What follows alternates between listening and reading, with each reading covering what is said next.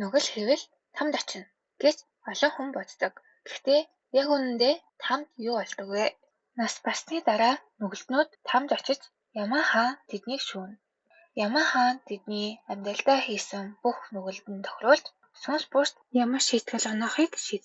Гэхдээ тамыг удирдна гэдэг тийч амар ажил биш. Өдөр бүр тоо томшгүй олон нүгэлтэн ирнэ. Хянах ёстой тамийн олон давхар байдаг. Чөтгөрүүд байнга асуудал үүсгэн бүр сүнснүүд зохицохыг хүсэл олдно. Энэ бүхнийг хэн нэгэн зохицуулах хэрэгтэй болно. Тэр хүн бол Хосоки. Хосоки бол Ямаа хааны гол туслах, тайван, маш ухаалаг, зохион байгуулалт сайтай, бас жахан л садист. Ямаа хаан тамийн захирагч гэгдэгч тамийн бүх зүйлийг зохицуулан асуудалгүй ажиллаж байдаг хүн бол Хосоки. Анги бүрт тамийн ажилтнуудын хачиргалтай өдөр тутмын амьдрал гарт янз бүрийн чөтгөр, сүнс, замгийн амьтад бүр Японы ардын домгийн алдартай дөрүүд ч гарна. Эгучийн Нацумигийн мангагаас идэвхжсэн Хосоки no Reitetsu араас арав хөгжилтэй бас маш сонирхолтой. Өдөр бүр нэг аним.